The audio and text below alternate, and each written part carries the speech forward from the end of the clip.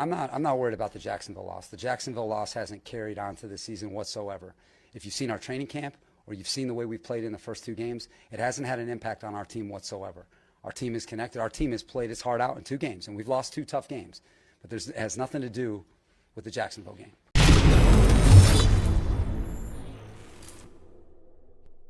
Part two of covering Desperation Bowl 2023 between the Minnesota Vikings and Los Angeles Chargers. Both teams 0-2 to start the year. The Chargers coming off an overtime loss to the Tennessee Titans.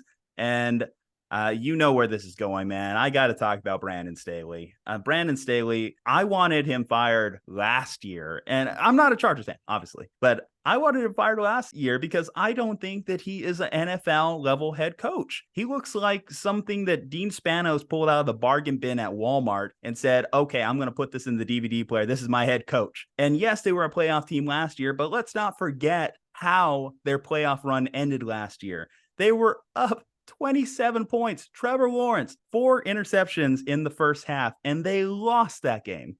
Lost them. And through the early goings here, a couple more blown leads added onto it. I tell you this, blown leads are on coaches. And that is why, like, I look at Brandon Staley, I look at what was supposed to be a defensive guru, and I think he needs to be gone. He is holding this team back. You have an elite quarterback in Justin Herbert, and you're winless again to start this season. Brandon Staley, Justin Herbert, the Chargers. Where do you want to start first yourself? Well, as a recovering Charger fan of 6 years who will be spending the rest of my life not rooting for the Chargers and not emotionally investing in the Chargers, let me just say, once again, the Chargers have failed Justin Herbert. Like, if you have a Venn diagram of successful teams in the NFL, you need top-end generational star talent at a premium position. Maybe one, maybe two players, but you need one of the 15 best players in the NFL who plays a premium position: quarterback, edge rusher, wide receiver, one of those players. And then the other side is organizational competence. You need to surround that star with organizational competence. Chargers have the star, have failed Justin Herbert at almost every turn. Let me put that out there first. Okay, second part. This is one of the rare times that I actually seeked out a coach's press conference because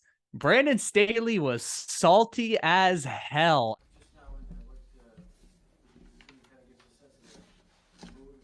Yeah, we just lost a game in overtime, Jeff. So how do you think the mood is? How do you think the mood is? How do you think it is? It's tough. It's tough. It's a tough group in there. There's a lot of pride in that room. Okay, and we put a lot into this, and we got a good football team. That was Brandon Staley's response after the Chargers lost in overtime to the Titans. He is feeling it right now. And if you're taking odds on a first coach to get fired, I think we are not too far away from a mutiny in that Charger locker room on Brandon Staley. Okay, well, let's talk about that because, yeah, Brandon Staley he's been having multiple people, not just myself, say that he needs to be gone for this team to truly advance. So they go into this game against the Vikings. He's facing former colleague and Kevin O'Connell. So the Sean McVay Bowl, we can also dub this one as. But I just don't see how this Chargers defense, the mess that it is going to keep Justin Jefferson from posting 300 to 400 yards in this game.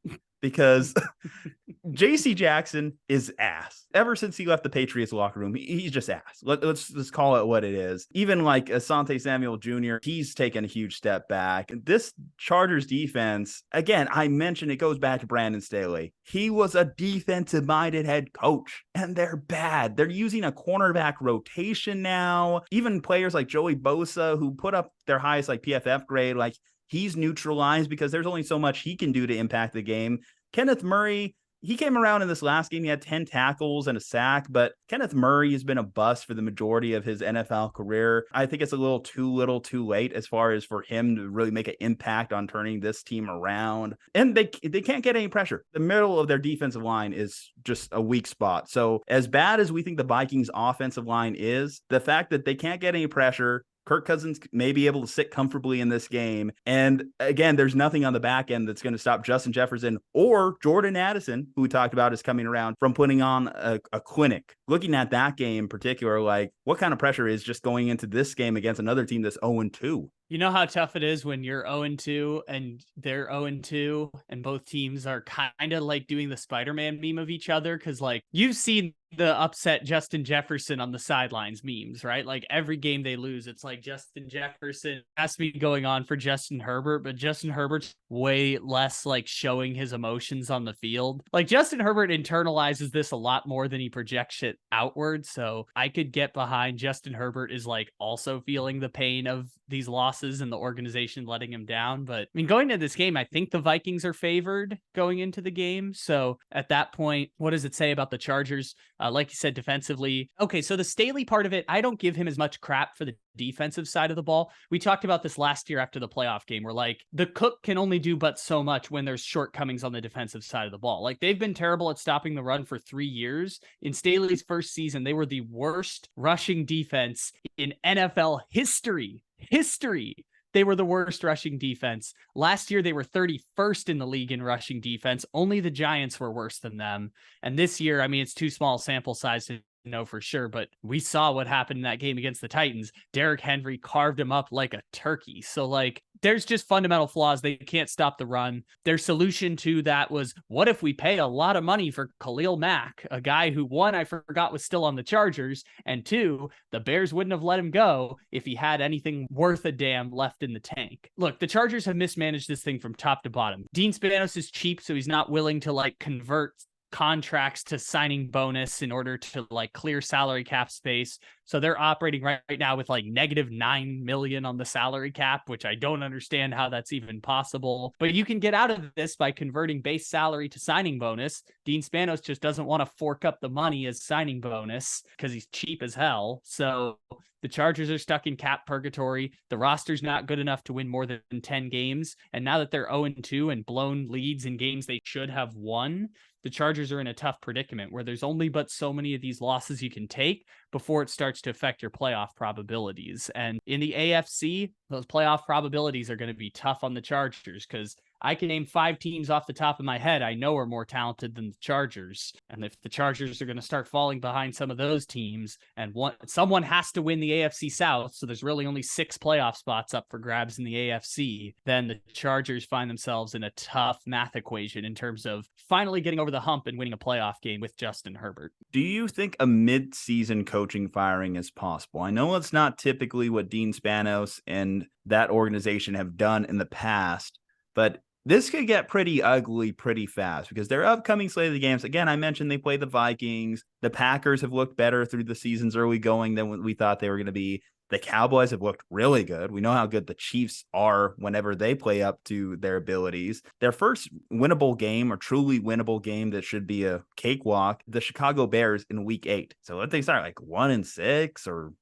even like 0-5. Like, what are we looking at with Brandon Staley? Because it's already a 4-game losing streak when you consider how last season ended, and then they lost their last game of the regular season as well. It's looking pretty bad. So the last game of the regular season last year, the only thing I remember it for was Brandon Staley playing Mike Williams for no reason, Mike Williams getting hurt and then missing the playoff game. So that's another knock against the Brandon Staley belt at this point. Just for the record, the only coach who has ever been an interim midseason to make the playoffs in, I want to say, like the last 40 years of NFL history is Rich Bisaccia with the Raiders. And Rich Bisaccia didn't take over that job for performance. Rich Bisaccia took over that job because John Gruden got caught being a bigot in a bunch of emails that led to him resigning in disgrace as head coach of the Raiders. So they will fire Brandon Staley when the season is a wash. When this thing has no chance of turning around, that's when they'll fire Brandon Staley, is when they have acknowledged the season is a wash. If they go 1-6, I think it would be safe to assume this season's probably a wash for the Chargers. If they go 2-6, maybe they argue this season's a wash for the Chargers. But Brandon Staley will get fired as soon as they recognize the season is essentially over and they don't have a chance of making the playoffs. And they might not ever get there. I'm not saying the Chargers can't turn this thing around. They have Justin Herbert. Keenan Allen has been excellent to start the season. Austin Eckler is still one of the better running backs in the NFL. I know he's going to be out for week 3 now, which is a bit of a problem, but they're hoping he'll be back by week 4. Yeah, well, that's something we should touch on too, that Austin Eckler, yes, he's dealing with that ankle injury. And if he misses some playing time, they don't have a running game either. So as bad as I mentioned their defense is and their issues there, similar to Vikings. So again, you mentioned the Spider-Man thing right here. We have 2 teams that can't run. We have 2 teams with bad defenses, and we have 2 teams that their quarterback is at least in the top 10 in the NFL, right? So basically we have I mean, we really start counting him out. Kirk Cousins probably slides in there. But anyway.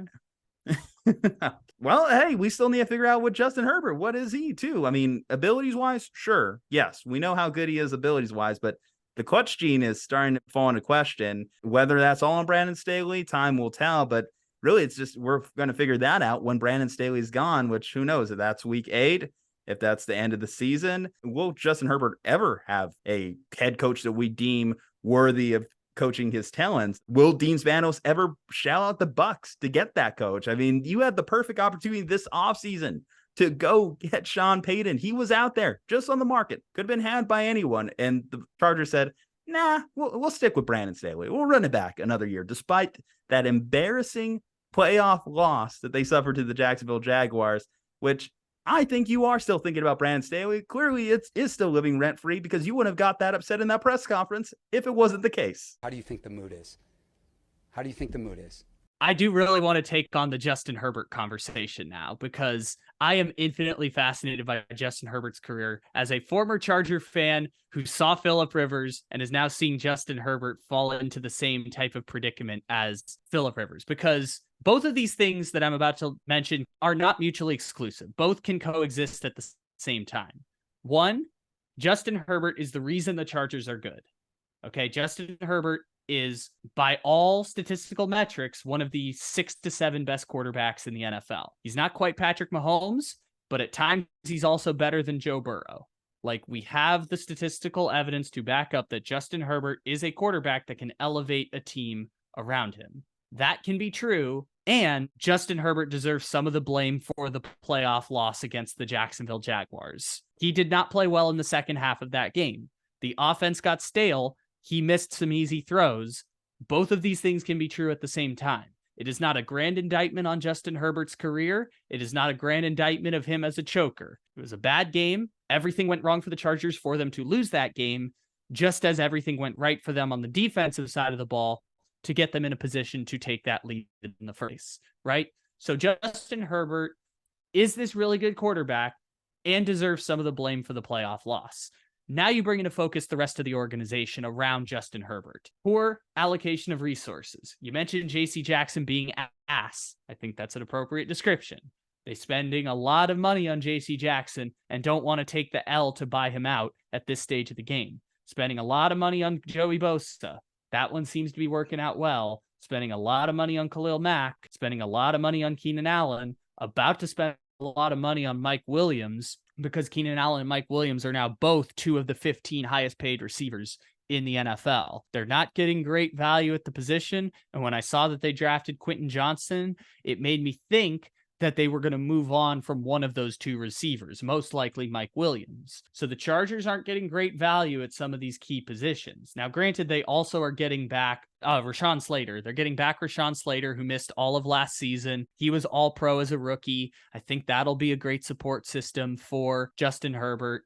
But at the same time, organization has not given Justin Herbert the resources to achieve his best. And what Justin Herbert can be at his best is what we saw Josh Allen in the playoffs against Kansas City, where he can go toe-to-toe with Mahomes. He can go toe-to-toe with Joe Burrow. What Joe Burrow has done against Kansas City at times, Justin Herbert can do that. Where they've come up short is that they haven't put the right resources around him to be able to have a team good enough to take on the very, very best in the AFC or in the NFL at large. They can beat the mediocre teams. We saw this at the end of last year. They won like 5 games in a row to end last season to get in the playoffs. 4 of them were against teams with a below 500 record. They can beat the poor teams. They can beat the mediocre teams in the league. They just have a ceiling that they won't be able to get over when they take on a team that has an equal quarterback talent to Justin Herbert and also has organizational competence and a better roster built around them. Because if someone wants to make the argument, at times Justin Herbert is the second best quarterback in the NFL, I'm willing to hear out the argument. Sometimes he plays better than Joe Burrow. Sometimes he plays better than Lamar Jackson. Sometimes he plays worse than Josh Allen. Sometimes he plays better than Josh Allen. I'm willing to hear out the conversation because I think all of those quarterbacks are in that same group of like 2 through 6 behind Mahomes. The difference for Herbert when it comes to crunch time is when he's playing against teams who are also having one of those star quarterbacks or just star players in general, and also have organizational competence around them. And we've seen that at times with 7-point losses to Kansas City, 6-point losses to Baltimore, 3-point losses to Jacksonville. Like little things like that are where the rest of the team starts to play a factor in the final results. Last question. So in the polarity of chaos that is the Vikings versus the Los Angeles Chargers, who comes out the victor? Because both of these teams, like, who's going to out Viking or out Charger each other? Because Chaos Bowl, Desperation Bowl, Sean McVay Bowl, whatever you want to call it, both of these teams are the most wild, unpredictable teams in the NFL. Try and predict for me as best you can. So do you know what the line is for this game at all? I'm trying to look it up real quick. I think the Chargers are actually a 1-point road favorite. I know the line's kind of like bounced around. I'm seeing Vikings 1 point. I'm seeing Vikings 1 point. You're seeing Chargers 1 point. So it's essentially a pick'em game. What I want to do here is I don't have a coin with me, but I would like to essentially flip a coin to decide who's going to win that game. So I'm going to pull up the random number generator on my computer, set it to 1 or 2, and decide who's going to win this game right now. Before you do that, just want to add, line is currently even right now. So yes, literally a pick'em.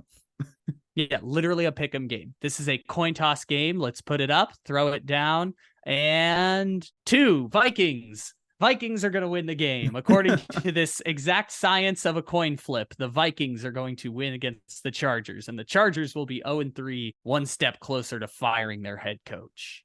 Bye-bye, Brandon. Let us know below in the comments section, who do you think is going to come out the victor? Who do you think is going to start their season 0-3, the dreaded 0-3, out of the playoff mix? Bye-bye, your season is done. Leave a like on the video, subscribe to the channel, follow us on all our social medias from Juju and Kyle. We'll see you next time.